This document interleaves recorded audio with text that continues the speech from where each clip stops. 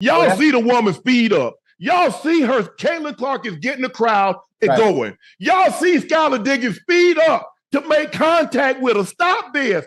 During the game between the Indiana Fever and Seattle Storm on Sunday, tensions flared between the two coaches as the match was winding down. Fever's coach, Christy Sides, and Storm's coach, Noel Quinn, exchanged heated comments on the sidelines, likely due to Indiana not substituting its starters after Seattle had already done so, as the game slipped away from the Storm. In the midst of this, Fever rookie guard Caitlin Clark seemed to chime in, as the Jumbotron at Gainbridge Fieldhouse captured her appearing to tell the Storm players to stop crying while they were engaged in the intense discussion between Sides and Quinn. The Indiana Fever's recent win over the Seattle Storm has stirred quite a buzz. Before this game, nearly all the betting odds favored Seattle, who had previously beaten the Fever in their last two encounters and were seen as a playoff contender. However, the game's conclusion brought some unexpected drama. There's been a lot of chatter, especially after new footage emerged that puts Seattle's coach, Noel Quinn, in a negative light. The lack of sportsmanship displayed by Quinn after the loss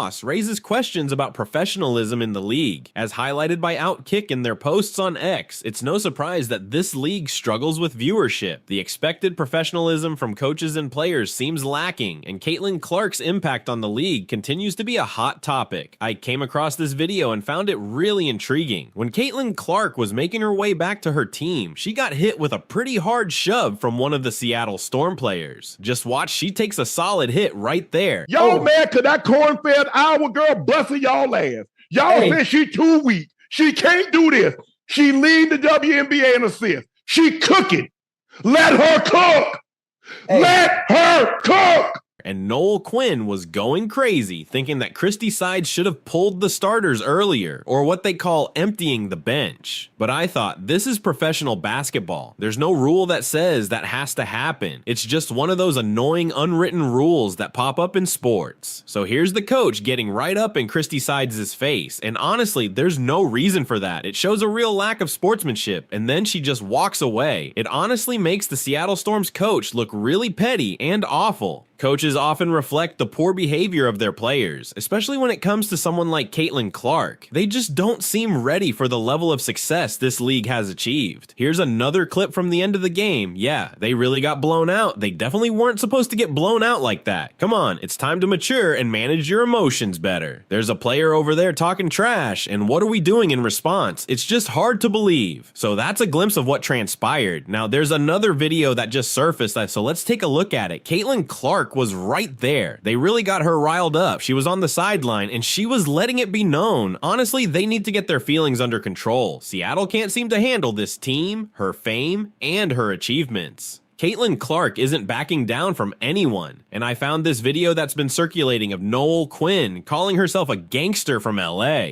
Seriously, is this what the league has come to? Take a look. Alright, when I mention the word gangster, I don't mean it in a bad way. It's just how I think. Is it really a bad thing to refer to yourself like that? These were her thoughts after the game during the press conference. Check this out. Caitlin Clark has truly made waves in this league, and it's been incredible to witness. However, I'm struck by the unprofessional reactions from some players and coaches. We've got seasoned coaches like Noel Quinn, Cheryl Reeve, and Becky Hammond, who has multiple championships under her belt. Yet they seem to be acting out of pettiness and envy when a rookie from Iowa steps in. It's clear that this situation has stirred up quite a bit of discussion. It seems like frustrations are boiling over for you and your team coach. In a recent WNBA playoff game, Caitlin Clark experienced an eye poke from Dejonai Carrington, which sparked a lot of discussion. This reminds me of an event that changed my life. In 2016, I was driving to a reunion with friends when a distracted driver ran a red light and crashed into me. My car was total, and I ended up needing multiple knee surgeries. Insurance companies often try to pay you less than what you deserve after an accident, which is why I'm excited to introduce our sponsor, Morgan & Morgan. They're the largest personal injury law firm in the country and can fight for the best possible result for your case if you become their client. Whether it's a minor accident or something more serious, they make sure the insurance company doesn't shortchange you. The best part? You don't pay them up front. If they don't win, you don't pay. If you ever find yourself in an accident, remember your options. You can start your claim now by clicking the link in description below. Thanks to Morgan & Morgan for sponsoring this video.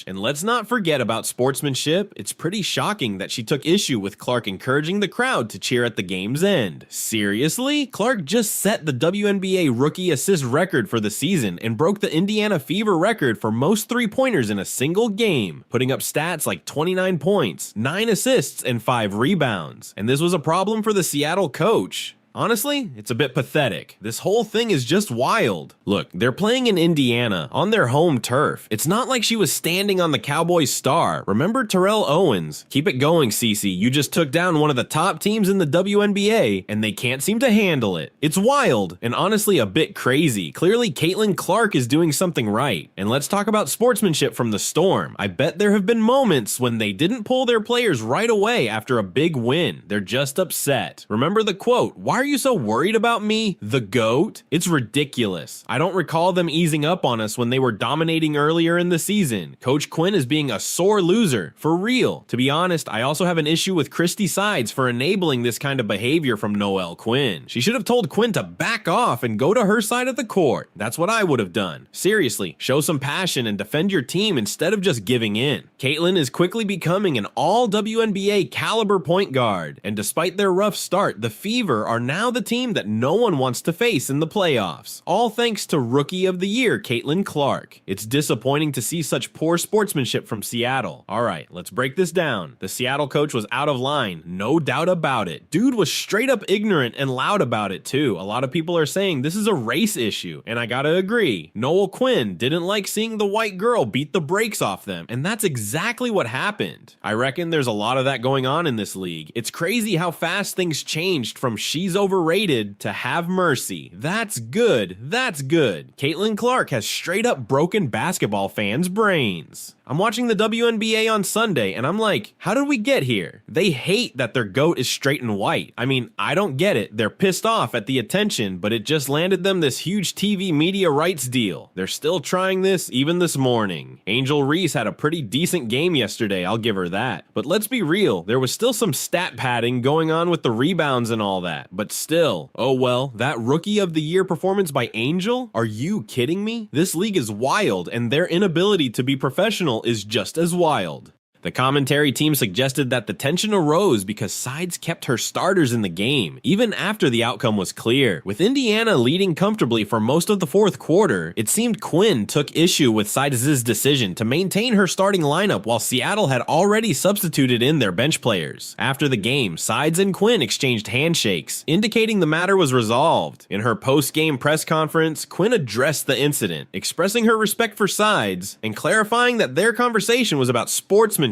I have a lot of respect for Christy. Quinn stated, "I've been in this league for quite some time. We were just engaged in a lively discussion about gamesmanship. That's all there was to it." Although Sides hasn't publicly commented on the matter, it appears there was merely a misunderstanding, as she was seen apologizing to the Storm's coaching staff post-game. Beyond the heated moment towards the end, Sunday was a remarkable day for the Fever. Rookie Caitlin Clark shone with 23 points, 9 assists, and 5 rebounds. Kelsey Mitchell also had a standout performance, leading the team with 27 points, while Lexi Hull contributed significantly with 22 points, including an impressive 6 of 7 from beyond the arc. I don't really get to stand up for myself. I have great teammates. I have a great support system.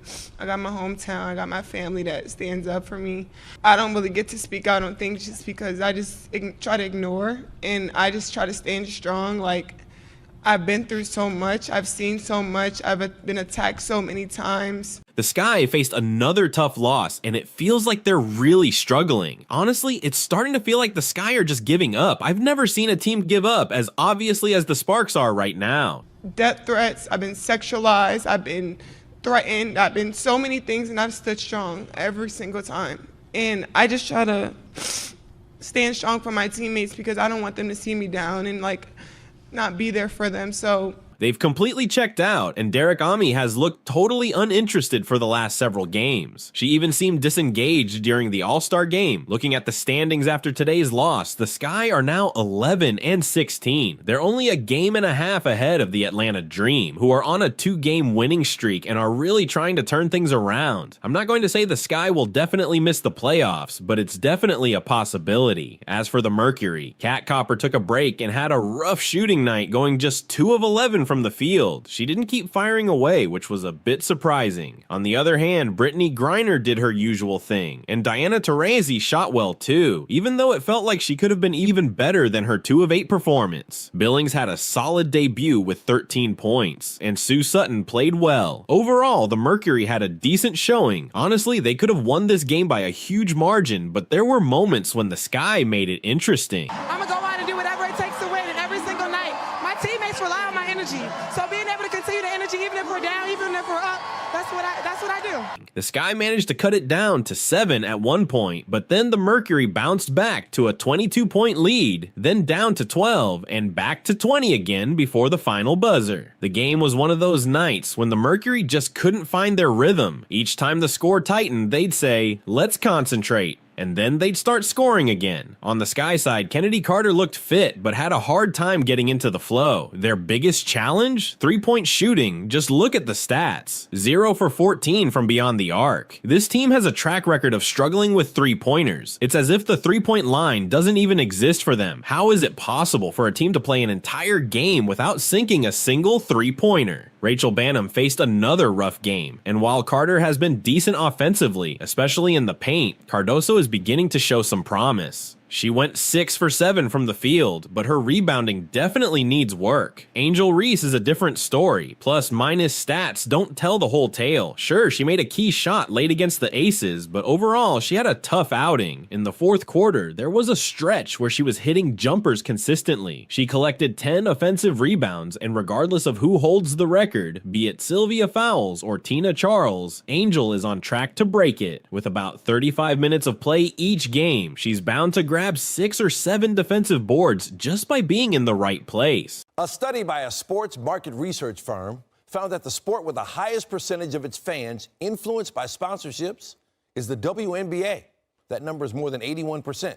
The study by SBRnet also found that among major sports, the WNBA has the highest percentage of social media users among its fans, and that social media is where they go to connect with leagues, teams, and players. All of it underscores the tremendous growth potential for the WNBA, and why a player like Angel Reese is perfect for this moment. I believe she could average around 14 rebounds a game, which might even be a conservative estimate. Yeah, work to do.